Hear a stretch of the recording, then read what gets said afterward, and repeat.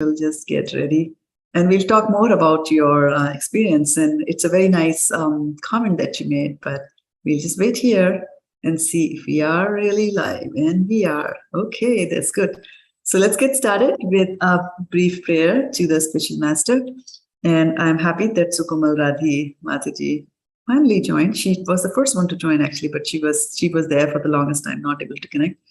And even now I can see she's trying to connect to the audio. So, well, that's fine. While she's, and she is in. Wow. There, Mataji. I don't know what happened. I started 10 minutes early and still this is... I know. I started 4 minutes early just to set up things, and then immediately you joined, and then you were having trouble joining, and then Nindya Mati joined. I was like, wow, it's an eager... I joined on time. Yeah, immediately. But anyway, okay, so that's good. Now that you're in, it's good. And so let's get started with a brief prayer to the Spiritual Master here. Om Ajñānatimirandhasya Jnānāṁ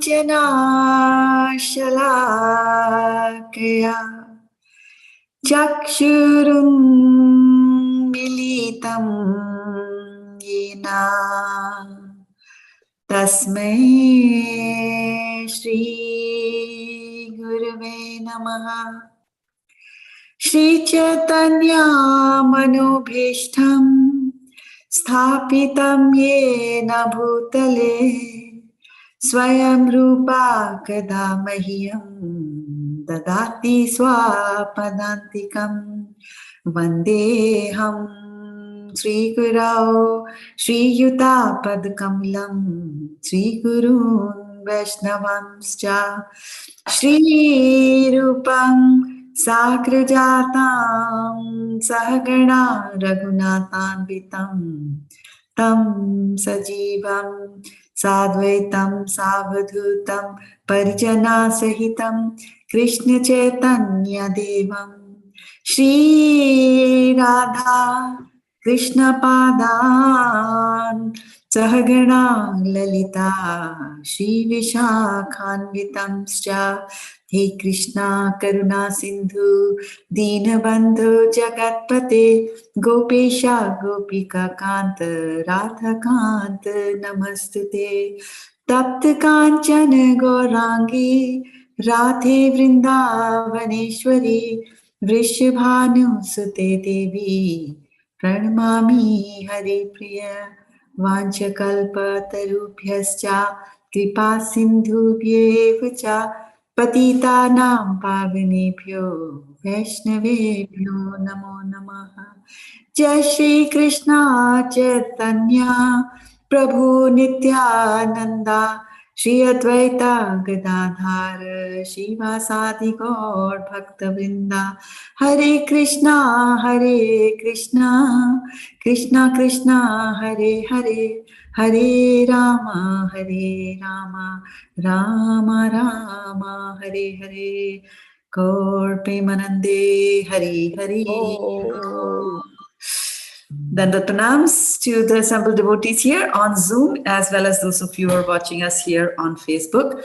Thank you for making time on a weekend, on a Friday night, to come and attend to the Kṛṣṇa Katha. I'm very grateful for that, and I'm pretty sure that Krishna will also be happy for that. Now comes the question that, what is the verse for today? 5.16.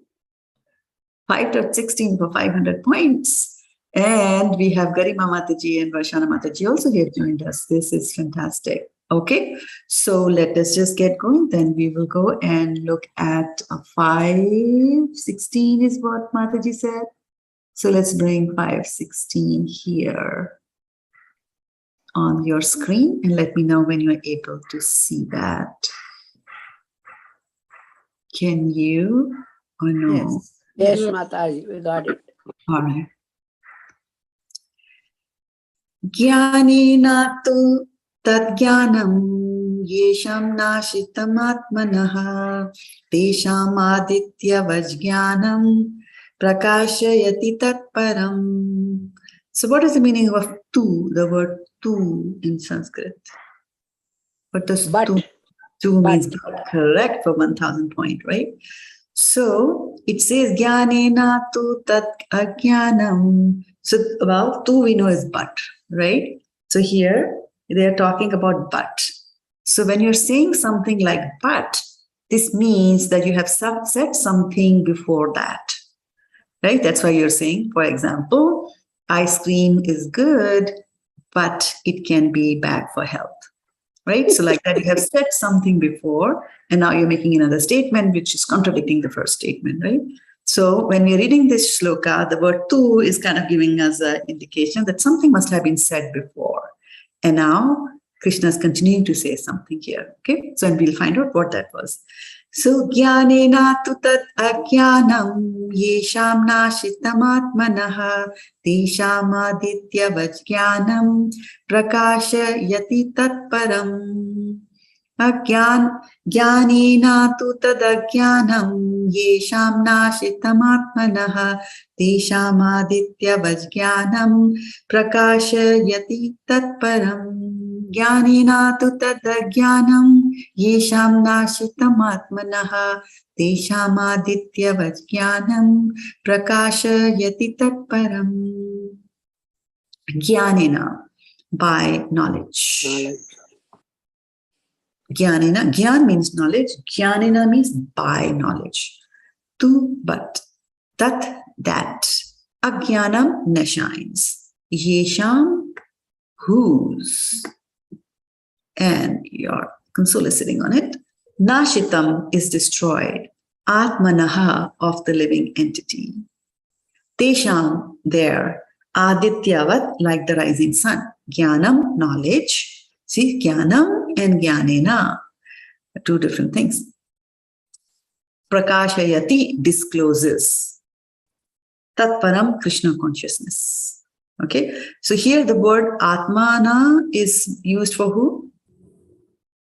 For the living entity? For the living entity, for the soul, correct, right? So, but the word atma is used sometimes for God also, and sometimes for the mind also, right? So, atma. Okay, so here it is saying that prakāśayati means what?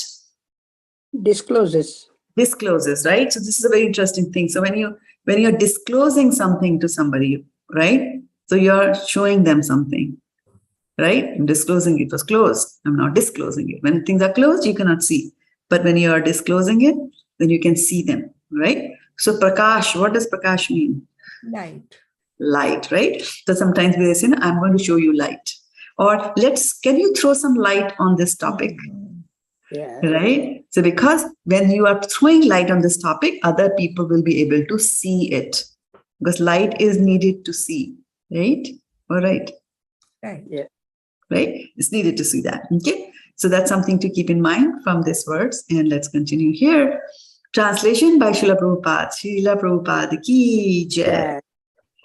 When, however, right? So, however, but that's what the intent is. When, however, one is enlightened with the knowledge by which nescience is destroyed, then his knowledge reveals everything as the sun lights up everything in daylight. Right? So, here is saying that when, however, one is enlightened, then all these things are going to happen, right? So, like I was saying, that this could mean that previously that something else was happening, right? And because of which something else was happening. But now, however, if one is enlightened with knowledge, this, and this things are going to happen, right? Like that. So let's go back and see what exactly was it, right? What exactly is it that we are, that was there in the previous verse, right? So we'll have to go back to the previous verse and let's see. Okay, so previous verse would be 5:15, right? And the easiest way to go to the previous verse is to hit the previous here at the bottom. Na datte kaschayit prapam na chevasu kritam vibhuhu ajñānena vritam jñānam tena muhyanti jantavaha. So here the translation for that was that nor does the Supreme Lord assume anyone's sinful or pious activities. Embodied beings, however, are bewildered because of ignorance which covers their real knowledge. Okay, but again, this verse is starting with nor, right? Yeah. The nor also means that there is some kind of a comparison, something somewhere happened, right? Maybe previous to that, something was said, and then now you're saying nor, or some connection is being made to the previous verse, and then in today's verse it was like but, right? So we have to read these 3 verses in conjunction. We have to study these 3 verses in conjunction to be able to relish and to understand and get to the whole exact meaning of this. Okay, so let's get going. Let me start sharing this here again with you, and we'll take it from there. Okay, so let me know when you're able to see the screen here. I'm sharing it with you. Yes, Mataji. Okay, so let's go and look at these 3 in conjunction. So we have to see the verses together. And how do I see these verses together is by going into the chapter mode, and I'm going to look at all the chapters here, all the verses here. Okay, so we were in 16 today, so we went back 1 and then we went back 1 more. Okay, so the embodied spirit, master of the city of his body. Now, this is your favorite verse, right? Does not create activities, nor does he induce people to act, nor does he create the fruits of action. All this enacted by the modes of material nature, right? So we talked about the city of his body. We talked that the body can be equated to a city. And we said that there are how many gates in this city? 9. 9 gates, correct, for 2,000 points. Okay, so there are 9 gates in this city. And so here it was saying that although the spirit soul, right, Atma, lives in this body, right? But he does not create any activities. All that is done by the modes of material nature. Ahankara, vimūಢātma, kartaham iti manyati, right? Prakriti kriyamanani gunhe karmani sarvachaha, ahankara vimūಢātma kartaham iti manyate, right? So when you are vimūಢā, because we have become vimūఢā because of the ahankar. Ahankar is, I am this body. So because you are bewildered by the concept or the understanding that you are this body. So you think that I am doing it, but you're not doing it. It's a mode of material nature who are doing this, right?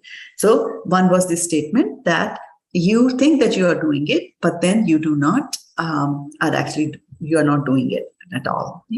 And then, of course, then the question is that, okay, so then all these things are going on and there are results of good activities and bad activities. So if I'm not doing it, somebody else should take the blame of that, right? So Kṛṣṇa, you take the blame. So now Kṛṣṇa is telling you, like, wait a minute. Nor does the Supreme Lord assume anyone's sinful or pious activities. So he does not cause them. He is not responsible for them. Right? Embodied beings, however, are bewildered because of ignorance which covers their real knowledge. Right? And we had talked about coverage in a great detail last time, right? We talked about that the covering can come just from nescience because we have been thrown into a particular type of body. And then we become conditioned by that body, right? I could be a professor. And like, if you put me into an ant's body, I cannot read Bhagavad-gita or to talk of speaking it, right? And discussing it with others. Because you are in that type of body, you will work like that. So now I will go around looking for sugar. Where is sugar? Where is sugar? Where is sugar? Right? Or something to eat. That's what ants do, right? So when you're in a body, you get conditioned and you act like that. And then, although you could be in the most abominable body, right? One could become a lizard, right? It's not a very good body, right? But then the lizard doesn't think so. And that is the curtain which is on lizards. That after all, there's a female lizard and a male lizard, and there's attraction between the two of them. So this means it's not that they don't like their body, they like it. So that is the avrita, that is the curtain that falls because of the mother nature, right? Or Maya, she does that for us. So that was one kind of covering we talked about, right? That because we think that we are this body and we are conditioned this body, so we think like that, right? And the second covering which I said was that even while you are in the path of moving towards spiritualism, right? And we said Brahma Samhita, not Brahma Samhita, what is that? Ishopanishad, verse number 15, where we talked about that Hiranyamayena Patrena. There's another curtain which is a golden colored curtain, and which is actually the effulgence of the Lord himself, which covers the Lord. And because of that covering, we are not able to see and understand that there is a form for the Lord. We just look at all the light and we say that God has no form. And this is what God is. This bright light, shining light is what God is. Right? And we also hear about people Yeah, they are religious people and they have near death experiences, right? So they come back and they say like, oh yeah, I know, I was out of the body. I could see, I was on the ceiling, and from there I could see the doctor saying he's dead or she's dead. But I was like, hey, I'm not dead. And then I saw a bright light, very bright light, right? So they always say very bright light. So they are, seeing the effulgence. But then, they come back. Okay, so we talked about these two kinds of curtains that are there, which are hiding a person, the real knowledge from a person, right? So embodied beings, however, are bewildered because of the ignorance which covers the real knowledge, right?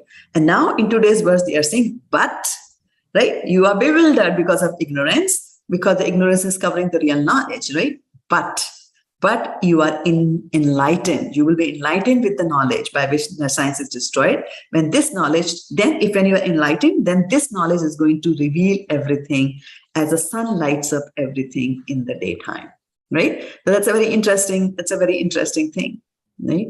That have you ever come to a city, reached a new city in the night, checked into the hotel, sleepy, See the lights in it. got into a taxi cab from the airport, the taxi drove you, and then you entered a hotel and crashed in the bed. Has it happened to you ever? Yeah. Anyone? So it's Yes. just me. Yeah, happens. Yes, Mataji. It has happened. It happened to whom? Karima, to you? Yeah. All right. And then the next morning you open up, and then you look around the room and you find that there's a window, and then you look outside the window and you see the entrance to the hotel. And then you say like, oh, wow, they're beautiful trees. I did not see them last night. Why could you not see them last night? Dark, no light. There was no light, right? So it's very important that when the light comes, then, you see very many things. And I still remember the profound effect that it had on me. When I was looking at the light, when I was once traveling, I was going to meet Vidyavadu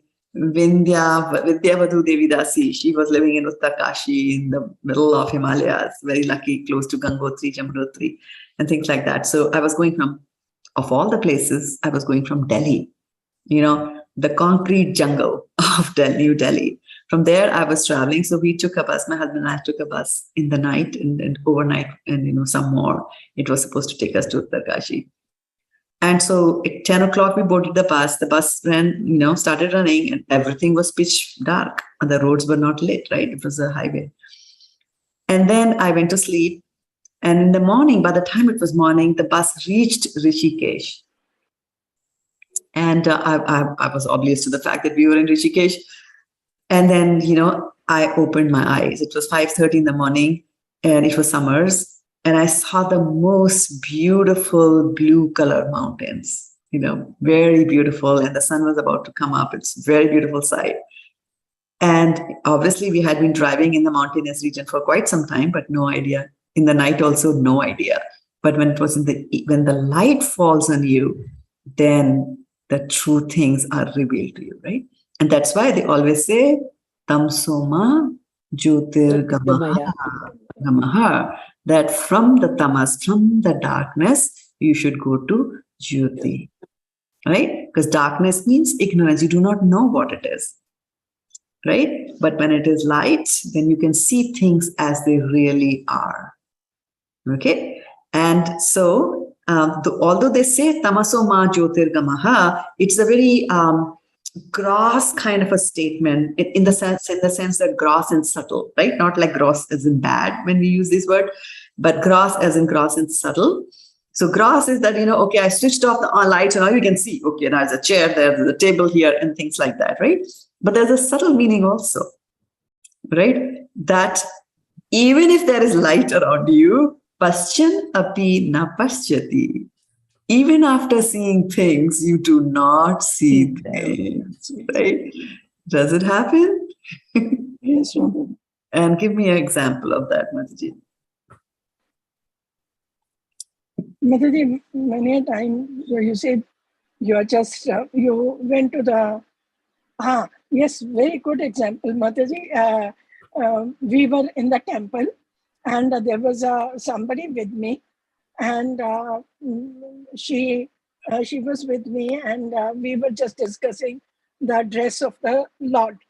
And she says, I didn't look at the dress of the Lord. I only saw the pictures around. So Yeah. In front of you it is there, but still you haven't seen. That is true. That's true, right? What else? I see the lotus feet and then I don't see the whole body. Only I concentrate on lotus feet. That's the problem with having devotees in your class. They will always give you such answers, right? I don't know. I always see They are the never in lotus tamas, so that's all that they see, right? Garima Mataji, if you want to share something. So we see death around, but we are pretty confident that I will not die. I have an Very, alarm set tomorrow. I will do this, that. So maybe very, that. very nice. Very, very nice. Somehow all of us have this feeling, right? Somehow all of us have this feeling that although everybody is dying, but I will not die. Till death comes and hits us, right? There's a very nice verse in Srimad Bhagavatam. Mataji, may I tell something? Means it's a connection to Garima Mataji's work. Please go ahead. I was talking to someone like 1 month back, and I was asking, means just talking, and the person told me, you have to think always, always. Oh, I was telling that we should not accumulate things because we don't know when death comes. Then the person was telling, no, you have to think always that I am not going to die. I am not going to die. I will live. I will live.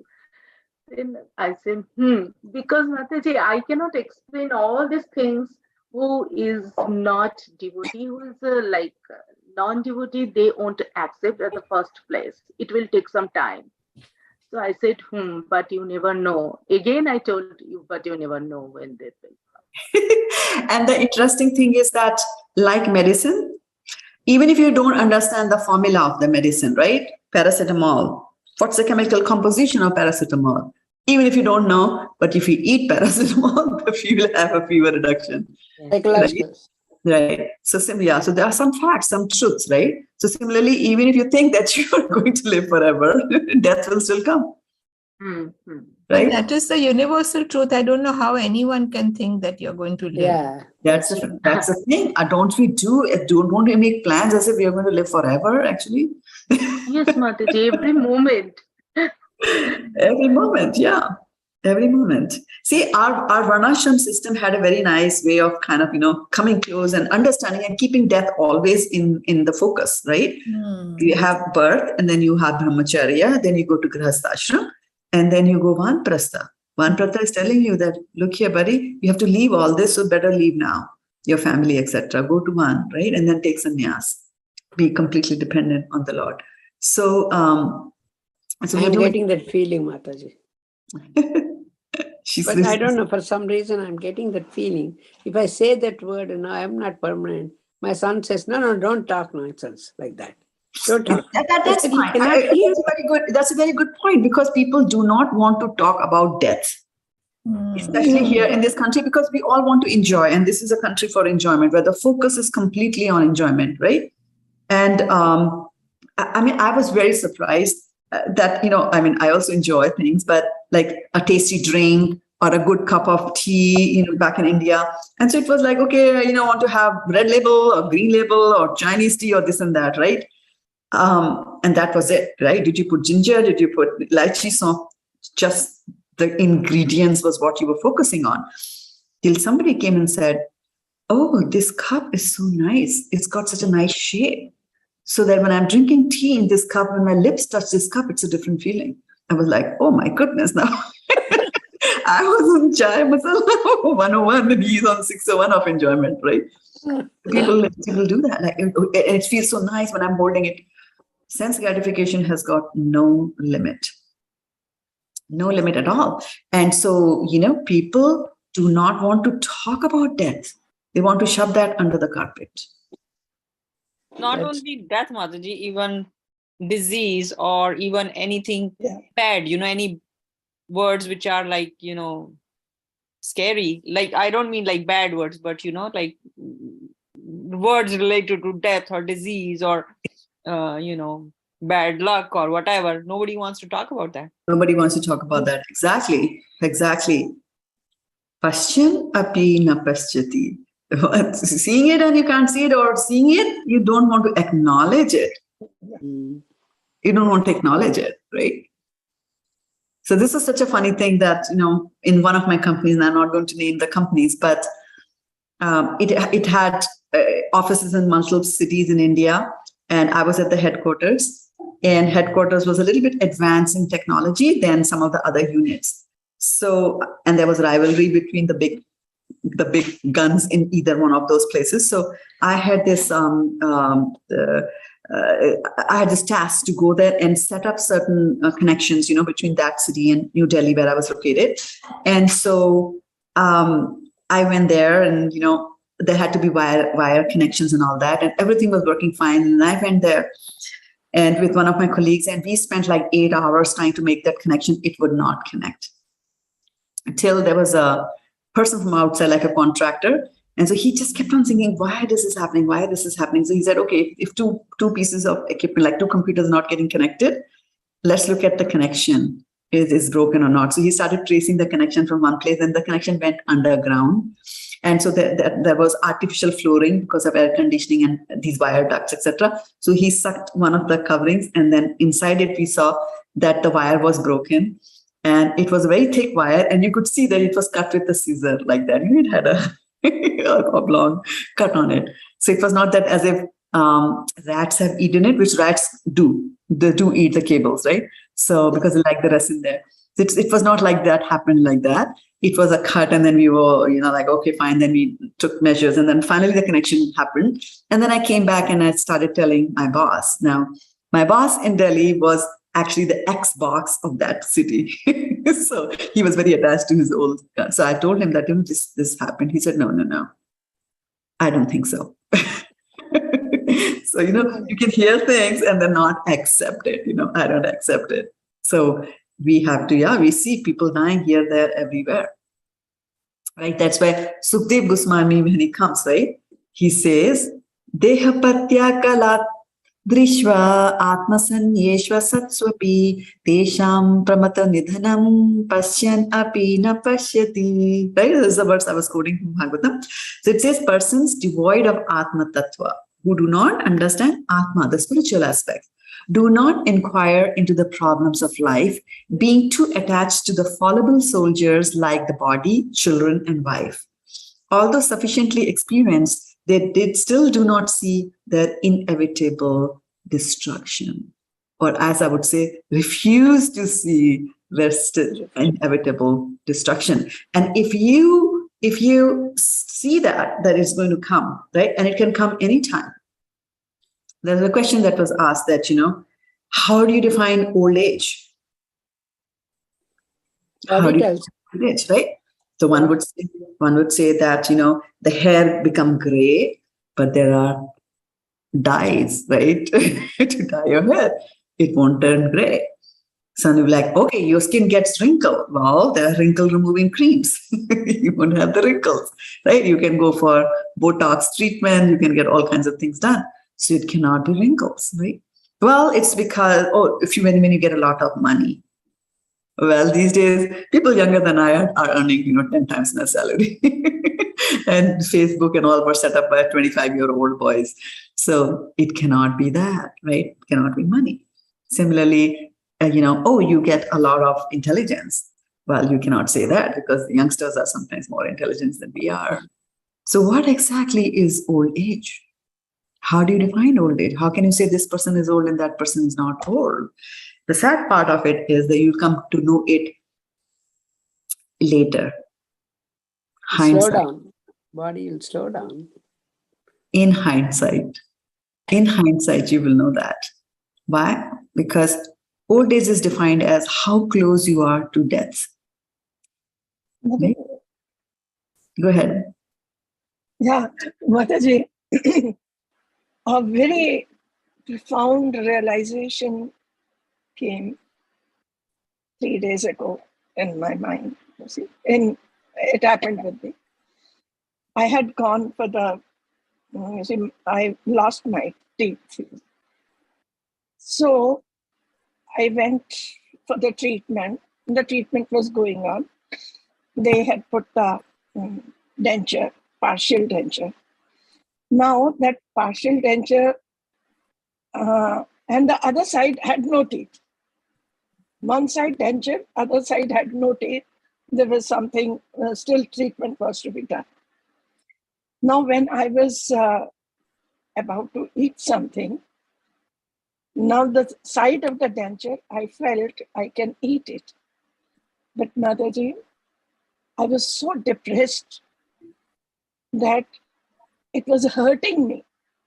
I said, in spite of spending so much money, I cannot eat. And Lord is now giving the indication to me that, my dear, I had given you the teeth. You have eaten for 72 years so much.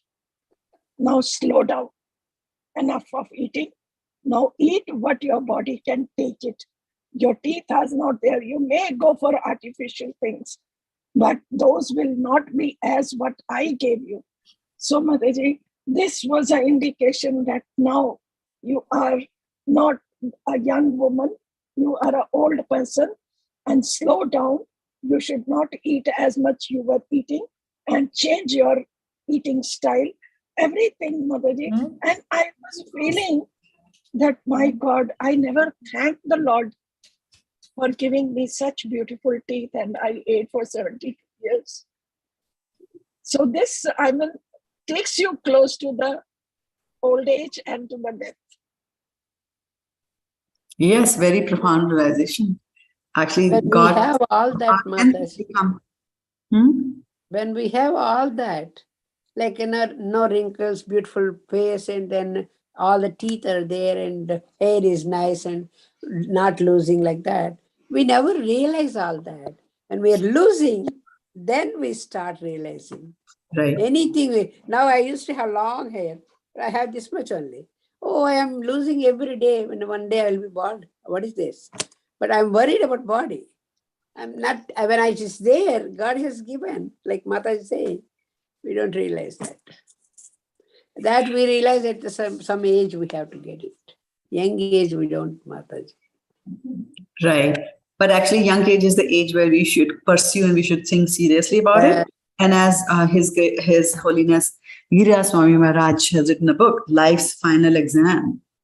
So just as we prep for exams, we have to prepare for the life final exam. How ready are we for facing death?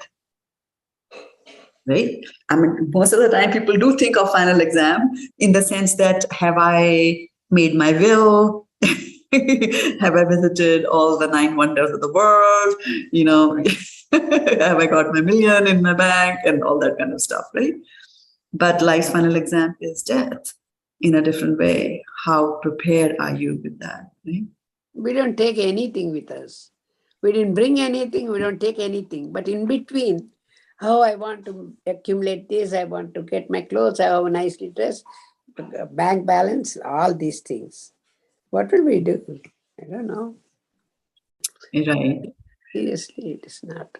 So yeah, so we have to look at this tamasoma jyotirgamaya as a subtle way in which you move, from ignorance into enlightenment or knowledge, right? And not necessarily physically that we are doing that, right? So, okay, so let's get back to our verse. Good reflections there. I'm going to start sharing my screen here, 5.6, right? So those who have forgotten Kṛṣṇa, as the sun lights up everything in the daytime, there's one more thing I wanted to talk to you about, and a little bit on enlightenment and getting the jñān. So there's a story of ajñānaṁ, and it's a story that can rattle many people, question and bewilder many people when you hear the story of ajñānaṁ, right? And what was the end result in that episode of his, right? So ajñānaṁ was a Brahmin, and he was born in Kanyakubja place. Nowadays it's called Kannauj in UP. Those of you are from UP will realize Kannauj, right? Kannauj is where Ajamil used to live. He was a Brahmin. He was born in a nice Brahmin family. He was married to a wife who was also a Brahmin from a very cultured family, right? And this is the time when people were really following the varnashram system, right? So they would follow, a Brahmin would live like a Brahmin, right? Patan, patan, yajan, yajan, dan, parigraha. So he used to do that. So now, one day this Brahmana was going in the woods. And there he saw a prostitute and a man, engaged, and they were singing and dancing and all that. And that prostitute's mind and the prostitute's image stuck in his mind. And stuck in his mind so badly that he left his wife, brought the prostitute into his home, married her or didn't, whatever, but brought her into the home. And then he had 10 children. And the last one was a son at the ripe old age of 84, right? And he named the son Narayana, right? It was a culture in those days. People used to name their kids with the name of the god, which is a good thing. Yeah. And we see that in this story also, right? So then Narayana, so he was, of course, he had to satisfy, prostitutes have a lot of money, right? But then when you get married to a Brahmana, there's no money. So the wife will demand, like, I want this, I want that. So now how do you get that? So he started resorting to killing people, looting, stealing, burglary, robbery, dacoity, those kind of things he started doing. And so the time came for him to leave his body.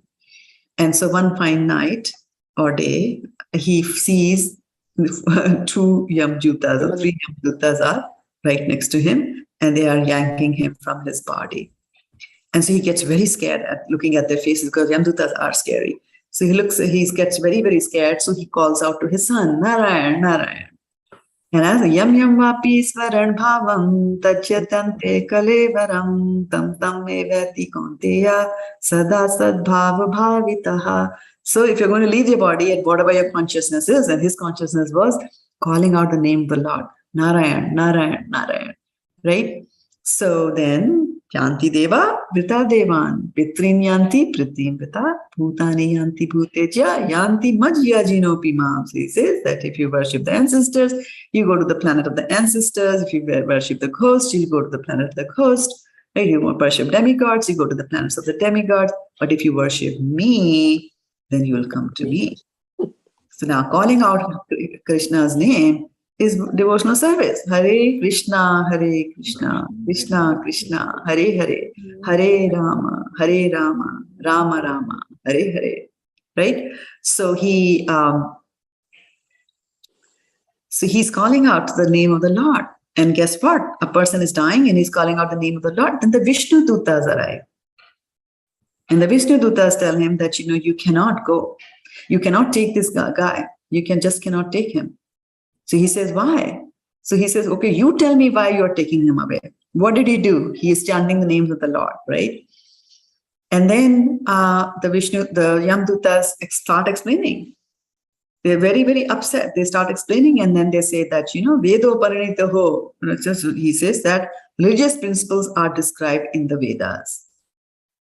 And anybody who follows the religious principles laid out in the Vedas is good. And anybody who does not follow them, right? Aparyaya, anybody who goes opposite to the Vedas, then he is doing adharma. Right? So they define dharma, anything in the Vedas, and anything not being followed, written in the Vedas or going against the writings of the Vedas is adharma. Right? And then of course he says the Vedas, and we have heard from our master, Yamaraj, that these are self-born and, Veda dharman sakshat, Vedas to dharmam chasta. So Vedas are dharma, that is what Vedas are. But then, the Vishnu Dutas explain, and that they say that, no, this is not like that. You have to do devotional service to the Lord. And there they explain to him, it says that Kechit kevalya bhaktya Vasudeva parayana agandhunvanti kasyena niharam eva bhaskara. So he says that Kechit kevalya bhakta narayana parayana.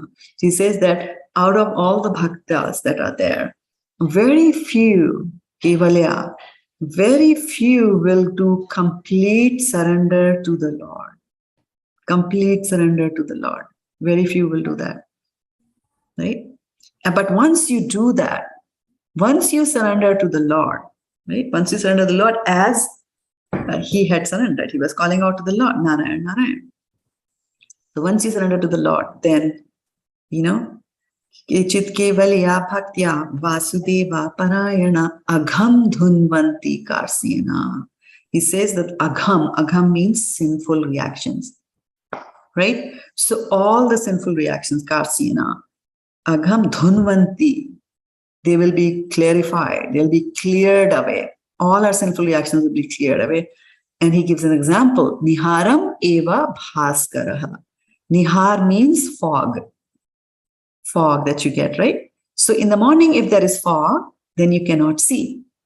Paschanapi na paschati, right? You cannot see. But then the moment the sun comes, what happens? How long does it take after the sun comes for the fog to clear?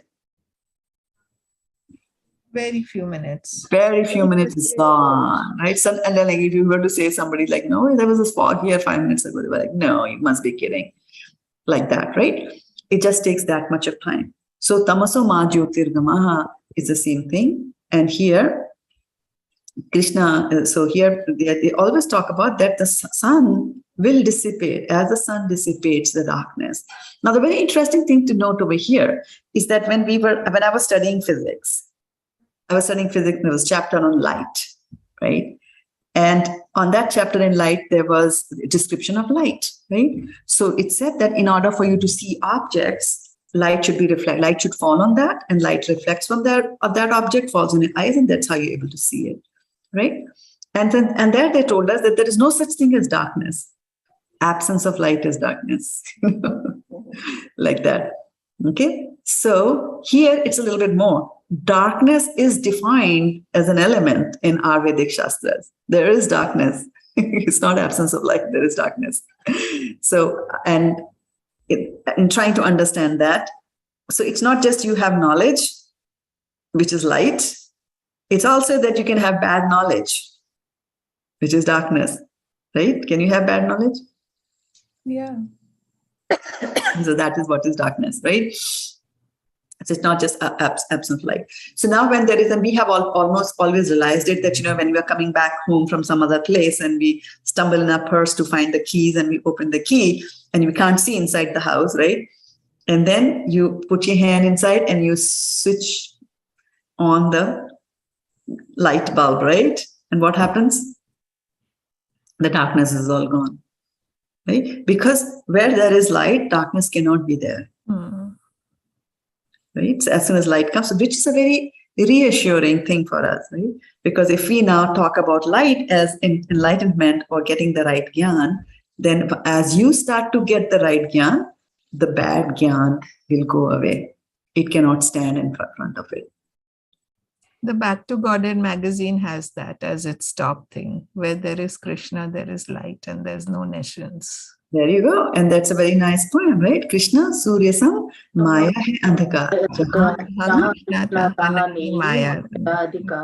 Mayra adhikar. So this is such an enlightening thing, that where there is Kṛṣṇa, Maya will not be able to do that. And there are so many, in so many ways that they talk about. In the Brahma Samhita, it talks about, you know, there is Gokul Dham, and then there is Mahesh Dham, and below that is Devi Dham. So in the hierarchy also, they are saying the Devi, which is Maya, is below. Right? Kṛṣṇa is above, the topmost is Kṛṣṇa in the Golok Vrindavan. Like that, right?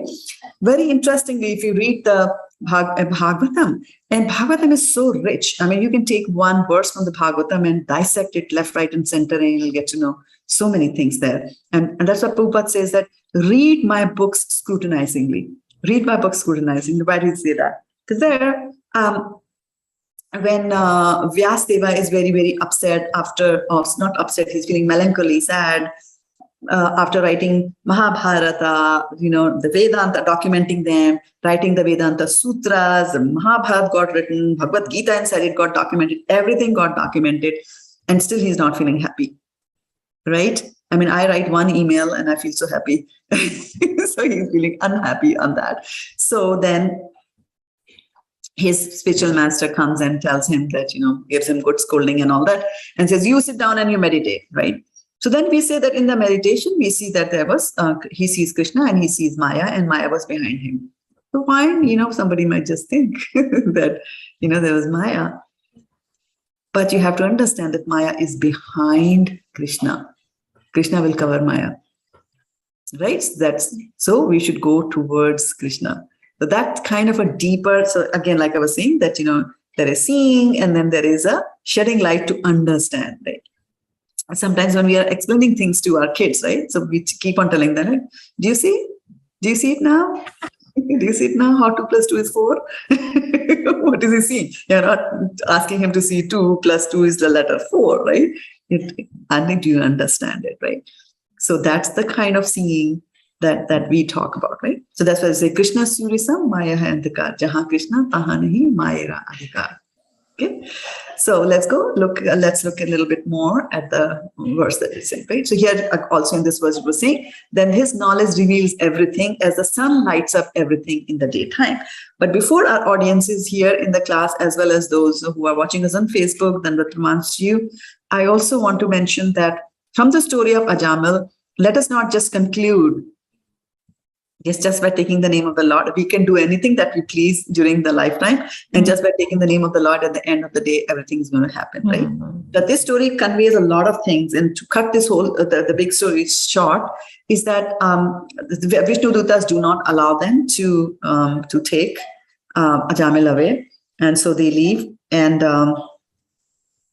then so they don't allow him to take it, and then this one. Ajamil is watching all this. There was a whole chapter worth of conversation that happens between Yamdutas and the Vishnu Dutas, and then they say you cannot take him. So the Yamdutas has bound him, the soul, by ropes, and they can do that. They have special ropes, and so they had bound him. And they were taking him out, and they come and they open all the ropes. And the Yamdutas are very unhappy at this, because never ever had this happened in their lives. That if they went to take a sinful person and take him to Yamraj to be punished, judged, and then subsequently punished, this was the first time that something happened. And they get so perplexed with that. So they go back to the spiritual master, to Yamraj, to the master, and they're very unhappy. They also think that, Yamraj should have done something. He's such a sinful man, and why did he do that? So then Yamraj also explains a lot of things about, masters, and talks about Kṛṣṇa, because they said, is there somebody who is higher than you? Because I thought that you are you are there meeting out justice, you are the thing, right? And then he gives them example, etc. And he brings out a very nice thing about the holy name. So it would be like, okay, so he did chant out this name, but he was not calling to Narayan. He was calling out his son. But that's the thing. Then why did the Vishnu Dutas not know that? Right? Isn't it? Vishnu Dutas knows. He wasn't calling out to Kṛṣṇa. He was not calling out to Kṛṣṇa, right? How did they save him? Yes. So here's the interesting thing. Yeah. So then they go. It's a very deep story. That's what I was saying. The Ajamil story is not a simple one, and it can turn people away. I mean, I know of a person who read this Ajamil story and said, "I'm not going to read the Bhagavatam again."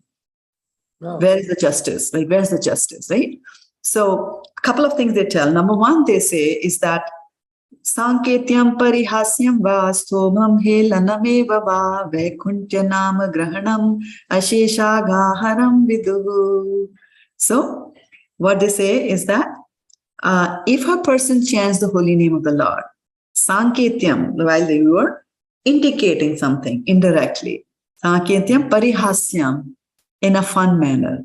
You Hare Krishna. What's going on, huh?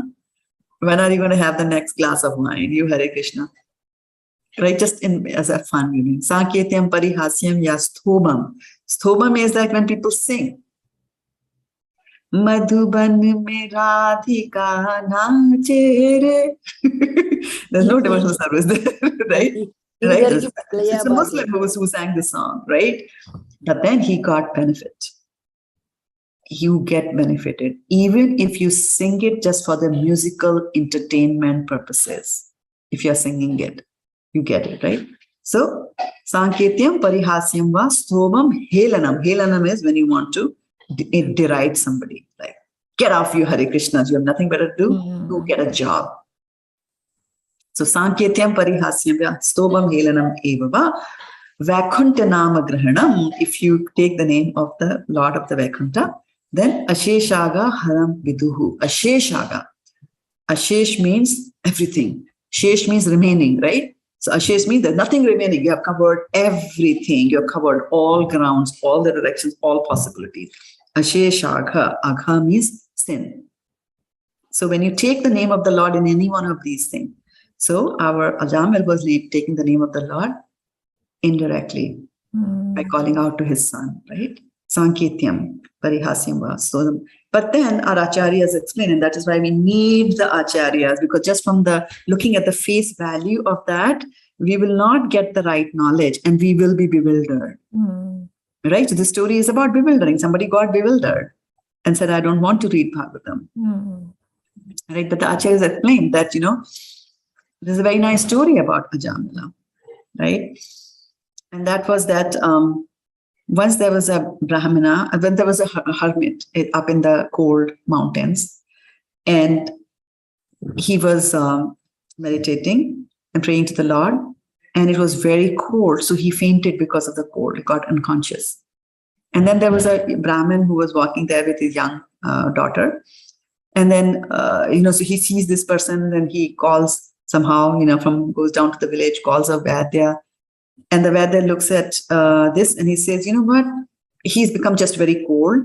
So if he gets the heat from a young girl's body, somebody comes and lies next to you, then he would be cured. So this Brahman is innocent, and so he tells his daughter that, go lie next to him and he'll be revived. So she does that, she obeys, and she goes, and from the body heat, he gets revived and he wakes up. And when he sees this girl, he curses her and says that, did you not know I'm such a big man? And how dare you come and touch and, slide next to me? So he gets very angry. So she says that, you know what, in your next life, and he calls her a prostitute. So he said, in your next life, you will fall in love with the first prostitute. And guess what? In the next life, this girl becomes a prostitute and the Brahman becomes Ajamila. Right? And then in his life, Ajamila used to pray. Like I told you in the beginning that he was a Brahmana. He was doing all that. Right? So this is from the 6th canto of Srimad Bhagavatam, where in the Bhagavatam, there are 10 topics that are described. Right? So what are the 10 topics that are described in Bhagavatam? Atta sarga visargascha, right? Sthanam poshanam evava. So there are 10 topics: creation, sub-creation, like the planetary system. We talked about the planetary systems, right? And then poshanam is canto number 6. Poshanam basically means protection by the Lord, as to how the Lord protects his devotees. So Ajamila was a devotee. So when you look at his previous life, how nice he was, right? He was upset that somebody came and lied next to him. And then in this birth also, he was living all nicely, but then all this happened because of the curse that is coming from the previous birth, right? But the Lord chose to ignore that part, the bad part, right? And then focused only on the good that he did. And then, aho bakiyam sanakala kutam. So he says that Krishna, glorifying Krishna, he says that how great you are, Krishna, that Putana came with poison on her breast. Right? And yet you didn't look at the poison, you looked at the fact that she tried to feed you milk, and that makes her a nurse, right? That's what the nurses used to do in their old age. And so he made her a nurse in Vaikuntha. So he's so merciful. So he ignores that part of it, right? And then also, very interesting thing is that after all this, I can just say that, okay, somehow or the other, if I can just think of Krishna and just call out my name, okay, so I'm going to name everything in my home. I'm going to give it Krishna's name. I'm going to call my computer as Hari. I'm going to call my son as Narayan. I'm going to go with my pencil, my pen, my cell phone. I'm going to have my own vocabulary. I will indulge and I will live a nice life, so that in the end of my life, my doctor will also be, if I'm falling sick, I'll address them by name. It doesn't happen right like that. But when he was chanting the name, what is happening over here? If you start thinking about the name of the Lord, the name of the Lord is something that you can use for yourself, and you are sinning on the strength of the holy name, right? To commit sins on the strength of the holy name is an offense to the holy name of the Lord, right? So the moment we hear about the Ajamil story and we try to make some adjustments to that story, it's not going to help us at all, right? In the case of Ajamila, he was innocently calling without any offense. So, like if we think like, okay, I'm doing something, I'm entitled to this, I'm entitled to that. And so what if I did something wrong today? I'll chant an extra round in the night. That doesn't work that way. It's a nama prat. It's a prat to the name, right? But Ajamila was not doing any of that. When he was calling Narayan, he was using the name of the Lord in pure. He was calling his son. That's it. There was no ulterior motive in using the word Narayan like that, right? But the name itself is so powerful. So just the fact that he named his child as Narayan. So, Ankur Prabhu, you are in luck. He named his child as Narayan. And so, just because he called out to him, he was being purified throughout his things. So what happens is that for the holy name of the Lord, it says that it purifies, it has got the power to purify more sins than you can commit. Right? So if there is a hole in a bucket, right? And you open the tap and the hole is small as compared to the hole in the tap. So the bucket will be full, right? And it will only start to rain if you stop the tap. But if the hole in the bottom is a bigger one, you can never fill the bucket. Right? So similarly, this holy name of the Lord drains away all the pap karma otherwise, so it won't accumulate in that bucket to be carried over to the next life. Go ahead, Mataji. Mataji, one thing, if I name my child Lord's name, and yes, I will keep calling the child, whatever, like my daughter, I call her Radha, or Gopi, or Gita, whatever, Mataji. Now, Mataji, suppose when she is doing something wrong, and I give her a slap also. Kya hai Gita? Tum aisa kyun kar rahi ho? I'm shouting at her. Now at that time, I'm calling out the name offensively. So won't that be an offense? Sanketyam parihasyam va stobham helanameva va vaikunta nama grahanam asheshaga viduhu. Again, he will give. Whichever way you chant the name of the Lord, you are chanting the name of the Lord. If you chant it properly, obviously you get a better return. Nonetheless, the very fact that you touch the name of the Lord from your tongue, it is going to have its effect.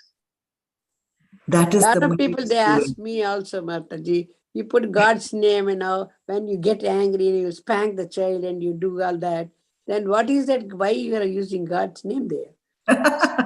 Like you said, the chanting itself makes a lot of difference, I think. Yes, just the word there. And notice that. Try it. Notice that. You will see. Why have we become so different from what we were 10 years ago? What is it that takes up a large chunk of your awake life? 2 hours of chanting. Compulsory. It has its effect. Although we might not know. Losing all the charging. Right? So that's why in this particular verse, they are talking about the fact that, let's go back and start sharing the screen here, right? So however, when one is enlightened with the knowledge by which nescience is destroyed, then his knowledge reveals everything as the sun lights up everything in the daytime. Those who have forgotten Kṛṣṇa must certainly be bewildered, but those who are in Kṛṣṇa consciousness are not bewildered at all. It is stated in Bhagavad-gita, Sarvam Jnana Plavenena, and Jnanagni Sarva Karmani Nahi Jñānena Sadrisham. So this is very interesting. When we were in the 4th chapter, we talked about 2 very nice examples they had given. One, explaining knowledge. What exactly is knowledge, right? Chapter 4 is about? What's the title of chapter 4? Transcendental knowledge. transcendental knowledge, right? So they were talking about knowledge. So they were, in one verse, they were describing knowledge as a boat, plavena. So a boat is something that will carry you. So it's a boat that you use to cross over the ocean of material world, right? So material world is considered to be an ocean. Okay. And in the next verse, a couple of verses down, they describe that, okay, knowledge is something that will burn your karmic reaction to nothing. So knowledge is like fire. So in one case, they are describing it as a boat that you can cross, and the second one is fire, right? And the question will be, which one is better? Right? The boat, should I have a boat? Or what type of a gyan should I have? Should I have a boat kind of a gyan, or should I have a fire kind of a gyan, right? So remember, when there is an ocean of material, there's a, samudra, right? So when there is an ocean of nescience or avidya, and you have a boat and you cross over, okay? Using your gyan, you have crossed over the material ocean, but the ocean is still there, right? The ocean is still there. So if all this material world, the attachments and all that are there, you just crossed over them, right? But you can always cross back and get back into the ocean. In the Ishopanishad, it says that the acharyas will row the boat they will take you and they will take you. Yeah. They take and they go over and then leave the boat back for you. Yeah. So you can take it and go, right? And the second example that they're giving is that, it's like fire. And so what fire will do, all these attachments and all these, karmic reactions, bad habits, etc. When you have the real gyan, right? What will it do? It is like fire. It will burn it away. So once it is burned, then there is no coming back, right? You cannot resurrect it from ashes. But in the case, if the gyan is just being used for that, for just this crossing over, so you will cross over the material ocean, you'll come to effulgence. And from the effulgence, you will again fall down into the ocean of material world. But if you have burned everything, then you're out. It's like, my body is gone. Right? It happened in the story of Daksha in Srimad Bhagavatam. Right? When Sati was there, right? And Sati is insulted at her father's, Daksha is her father, at her father's sacrificial arena. And then Sati commits suicide in the sense that she gives up her body. And then there is pandemonium there. Everybody starts fighting. They start beating up each other. And then and then when Shiva hears about that, he gets very angry. Then he takes out plucks out one hair and he throws it into the ground. And one demon is created, right? Veerbhadra. And then Veerbhadra comes and then he wreaks havoc in that. And he gets so angry, he takes, it's a sacrificial arena. So there was an animal that was supposed to be sacrificed. And then there is a sword also. So he picks up that sword. He cuts off Daksha's neck. And guess what? The neck flies, the head, the torso flies, the head part flies, and it goes into the yajna kunda. No head, gone. No head at all. That is how, your devotional service should be gone. And then they had to replace that head with? I agree.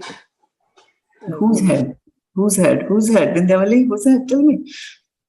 Daksha, famous story.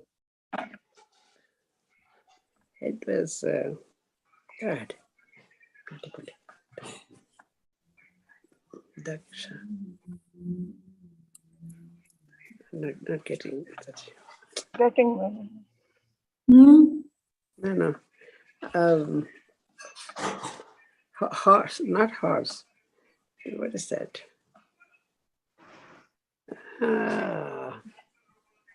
Was it a goat, Mataji? Yes, it was a goat. Yes, 5,000 points. He gets the head of a boat, right? And then later on, Daksha, and then Daksha functions. He functions with the head of a goat, which basically means that, the activities are not happening because of the brain that you have. And the way you behave is not because you have a human brain like that. But ultimate factor is the soul inside the body. And so they were experts in doing surgical operations. So they were able to cut off the goat's head and put the head and connect it together. We also hear that later on with Dadichi and Ashwini Kumar's also the same thing happened there. But that's a story for a different time. So And so what I was saying was that so his head was cut off, right? So these kind of things happen and burn to ashes. So that's the kind of a thing that we should also be looking at. So nescience will do that. Ankur, is that a new hand that you have raised, or it's an old hand that I ignored? Yes, Mataji. Actually, I had a question on this one, like on Daksha's story. I just remembered in this one, when Lord Shiva got very angry and he did all this, like, even though he was not doing much, but his subordinates, they did a very, very cruel thing. Like they even did urination and everything. And this, so, you know, all of a sudden, a big devotee like Lord Shiva, out of anger, did so much bad stuff. So how will the karma now, like how would that impact Lord Shiva now? Because yes, even though he was not involved in it, but his anger started all these things. And after all, he was a big devotee, and he should have, I mean, sorry to say, but he should have kept like his demeanor. Yes, yes, A calm demeanor, right? yes. So what does Shiva represent? Number one, Shiva will not get any karmic reaction because Shiva Tattva is dicey. You know, it's almost like Kṛṣṇa. Only very few differences. Yeah, there are only very few qualities which are different between Shiva and Kṛṣṇa. Shiva actually is the glance of Kṛṣṇa. When Kṛṣṇa glances over Prakriti, that glance is Shiva. It says that in Brahma Samhita, right? And that's why sometimes people will draw Shiva as a ling because it means creation and things like that. That's one. Number two, Shiva is meant for the purposes of destruction, right? So that's what it is, right? So Shiva and his expansion, which are the Rudras and things like that. So every time that you get angry, there's Rudra taking over you at that time. Think about that way, right? So that's one. And there is nothing that says that when something wrong is being done, that that you should not get angry. The anger is not, could, as long as it is utilized in the right way, right? So he was angry for a real purpose. You know, Daksha was behaving bad, and Daksha's daughter gave up life is not a good thing. You know, to put any other human being in such a situation by just ignoring them that they feel so bad that they want to give up their life is not good, right? The second thing about the behavior of his so-called disciples, right? Who are his disciples? Goblins, ghosts, those kind of people are there, right? And so it is not a reflection on the fact that, oh, Shiva is also like a ghost and a goblin. One of them was good, so he became elevated and now he's become the leader. It's not like that. It's not like a democratic thing of the people, by the people, for the people. It's not like that, right? We actually have to look at, and Bhagavatam talks about that in many places. Shiv Gita is also there. And you will hear, you'll come to know that actually Shivji is so compassionate. Who otherwise will allow a goblin to come into the temple, right? Or the ghosts who don't have a body. He is merciful on them. He's merciful on them, and that's why we see that ghost doesn't have a body. And you'll see that the Bhagavatam is amazing. The story inside story inside story. So we hear that Diti, right? All the Daityas are born from Diti. Diti is one of the wives of Kashyap. And she had two very famous sons. Come on, tell me. Hiranyakashipu and Hiranyaksha. Very nice. Very nice. For 50,000 points, you can split it between the two of you. So, so why did she have this kind of a pregnancy, right? So Bhagavatam explains that she wanted to have kids, wanted to have sons. Why? Because the other wife had sons. So it was rooted in jealousy. So that's the consciousness of the mother, right? And then she was very beautiful, Diti, and she knew all the ways how to be, very pleasing to her husband. And then, so she wanted a son at that same point, and her husband told that don't do this because this is the time, it's the evening time when Shiva is moving with all the ghosts, etc. And you're not supposed to do any procreation work at that time. And why? Why do we say that? Because Shiva, with all his ghosts, is actually looking for some way that these ghosts will get a body. So if somebody tries to do procreation, there's a chance that Shiva will say, hey, here's an opportunity. You take this body and go and take birth in the human body like that, right? So it is Shiva's compassion to them. It's Shiva's compassion, and it is not that Shiva is bad or anything. Shiva is, it says he's the best. Vaishnavanam yatha Shambhu. Among the Vaishnavas, he's the best. Nimnaganam yatha Ganga.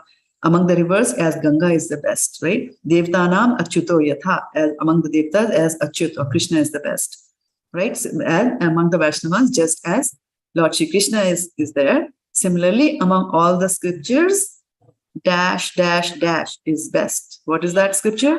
Bhagavatam. Srimad Bhagavatam is the best, right? It says that in 12th canto. So Shiva has to be looked at in that spirit, right? In that spirit that of his compassion. Now, people will do all kinds of silly and stupid things. For example, when after the churning of the ocean, vish came, right? Poison came. And who drank the poison? Shiva. Shiva drank the poison, right?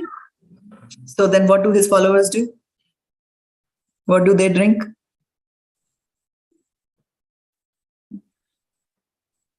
Somras. Somras? No? His followers. Yeah, somras is for the devtas. Yeah, so they drink charas, ganja, bhang, those kind of, right? Those kind of things they drink. Okay. Right? They drink those kind of things, and it's not so we have to think about the fact that he's trying to be merciful. So don't imitate. They imitate. Oh, he could take this, so I will take that. This is what? Ajñān. Right? So, but when they follow this devotee of the Lord, the devotee will be merciful at some point in time and give them mercy. So look at Shiva as, he's merciful, although he's destroyer. That's his task. That's his job. After all, a good judge also says, such and such a person has to be hung to death till he dies, like hung by a rope till he dies, right? Or put on an electrical chair till he's died, right? So he's also killing, right? But sometimes people have to do it in that perspective. So the more that you read in the Srimad Bhagavatam, you will see Shiva also glorified, because he's a devotee of the Lord. And we cannot ignore that fact that he's a devotee. Okay. So let's see, where am I? Mataji, have you ever heard that Lord Shiva, he doesn't like smelling flowers like mogra or gardenia or like that? Like the good smelling flower. Is it? Okay. Okay, that's good. No, means, have you ever heard that anywhere? I didn't hear that. But devotees are good smelling always. So I would take that. Yeah. And you also have to see that when in the Bhagavatam, there is a description of Kailash. And when you read the description of Kailash, it's amazingly beautiful, amazingly opulent. And so Shiva, that's his home, right? But where does Shiva live most of the time? At the top. No, where do we normally see Shiva is? With whom is he? Auntie, I'm bringing Parvati. Shamshan. Shamshan Ghat, in the cremation ground. Oh. Why is he in the cremation ground? Because ghosts are there, right? Who didn't get a body, they are lurking here and there. So he goes there for support. And that's a difficult thing to do, right? I mean, somebody who takes care of the drug addicts, alcohol anonymous, those kind of people, they are glorified so much, right? They are doing good for the mankind. They are helping people come out of their addictions. Shiva does that. Right? So, yeah. Mataji, I have one more question on this. So I was reading Krishna's book for that kid's version of Krishna's book for my son. And there was this one story about the two demigods who were in Lord Shiva's place and enjoying the company of women over there. Nalkovar and Manigrave. Yes. So I was if I listen to this and how Lord Shiva's place is so opulent and everything and blessed, why is this things allowed in that kind of a place? In those kind of, right? So remember, I had drawn the diagram of our universe, right? Last time I was talking about universe, and I talked about higher planets and lower planets, and then this middle planet, right? And I said that the best place to be here is in the middle planet. So why does one get elevated to the higher planet? And why do we tell you not to aim for going to the higher planets, right? The reason is that when you go to the higher planets, you have accumulated a credit card. And now you can go to Las Vegas, casino, any place that you want to go, here's your credit.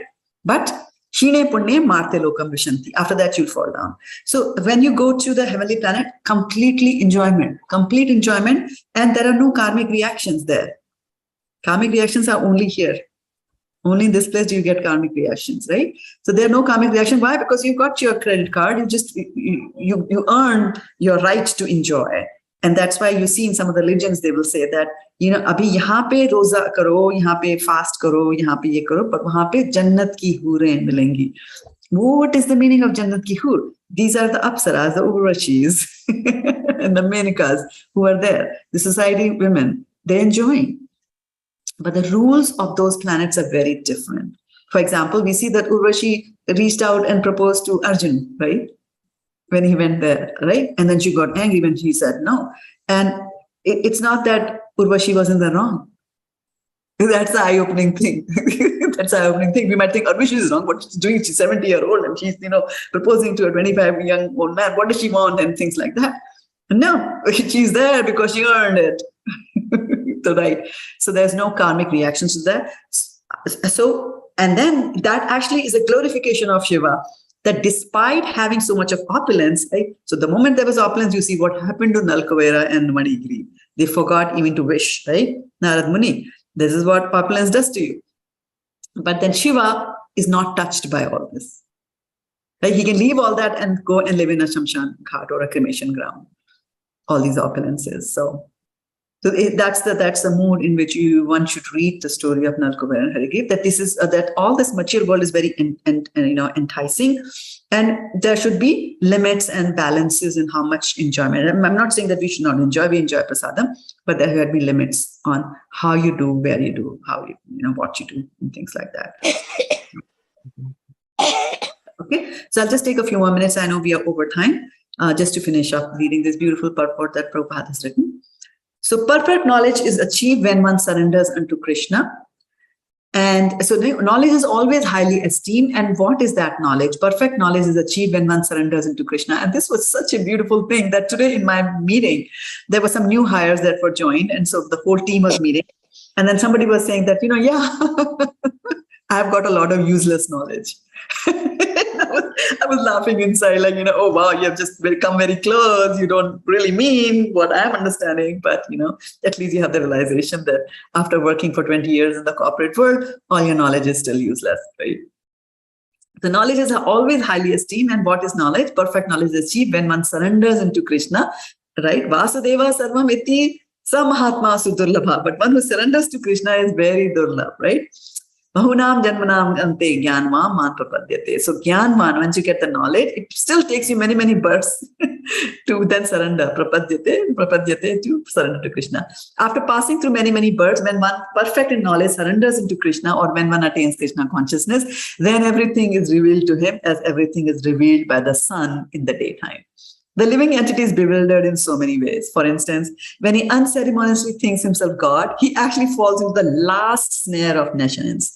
If a living entity is God, then how come he became bewildered by nescience? Does God become bewildered by nescience? If so, then nescience, or Satan, as others call, is greater than God. Real knowledge can be obtained from a person who is in perfect Kṛṣṇa consciousness. Therefore, one has to seek out such a bona fide spiritual master and under him learn what Kṛṣṇa consciousness is. For Kṛṣṇa consciousness will certainly drive away all nescience as the sun drives away darkness.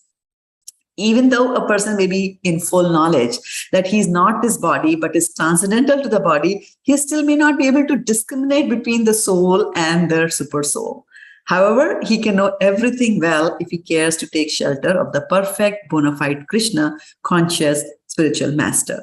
One can know God and one's relationship with God only when one actually meets a representative of God. A representative of God never claims that he is God, although he is paid all the respect ordinarily paid to God, because he has knowledge of God. One has to learn the distinction between God and the living entity.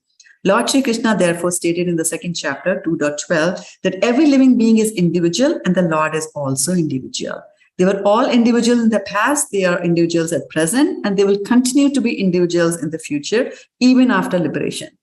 At night, we see everything as one in the darkness. Everything as one here means that soul, super soul, God, everything is one. But in day, when the sun is up, which means when you got the real knowledge of your sambandh gyan, what is your relationship with Krishna, we see everything in its real identity. Identity with individuality in spiritual life is real knowledge. Identity with individuality. So although we go to the spiritual world, we don't merge into nothingness, we don't lose our identity, you'll continue to have your identity, which is separate from Krishna's identity. You're not Krishna. To understand that, and Vaisheshika Prabhu, Guru Maharaj says that a lot. He says, there was some priest, Christian priest, he mentions, who said that, after studying for 24 years, I've come to the conclusion that there is a God. And I am not him. Very nice, very nicely said. Demolishing the Mayavad philosophy. So I'll stop here. I'll take a few reflections if there are any, or questions if they are still, before we call it a day here.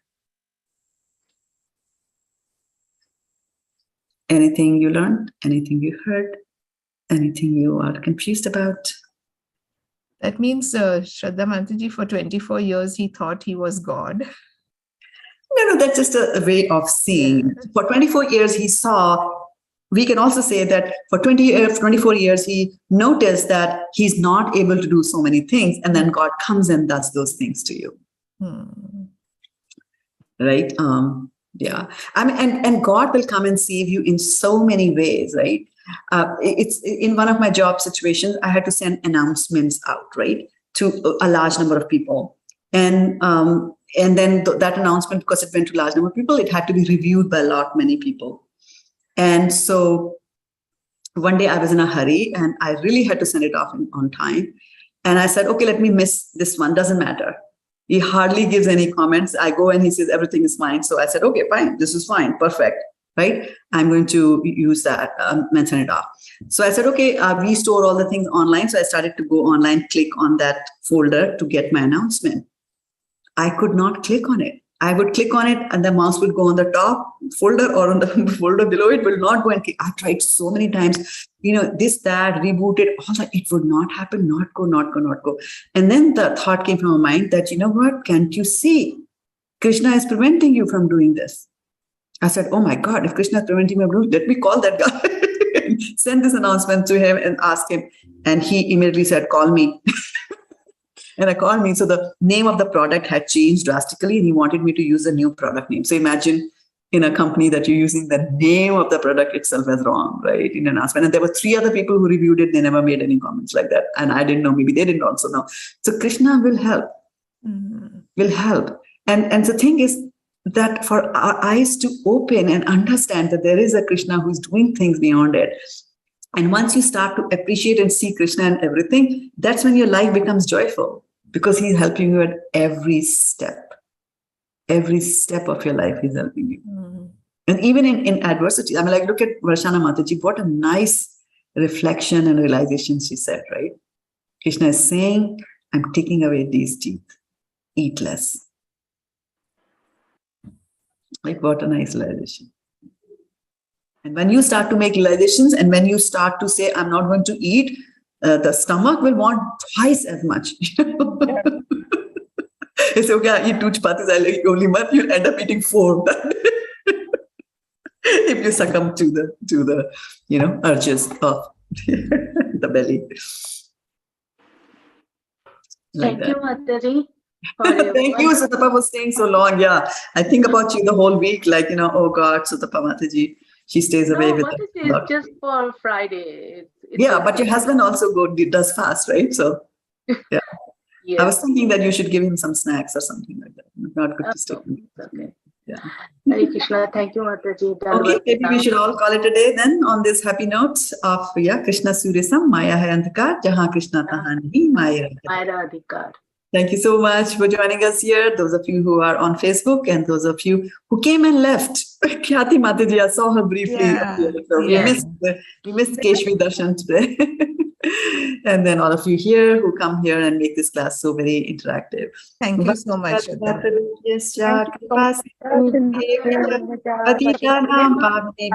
Vaishnavibhyo namo namaha. Gaur Premanande Hari Hari. Hari Bol. Thank you so much, Shraddha Mataji. Thank you so much. Thank Pranams. you. Yeah. Good.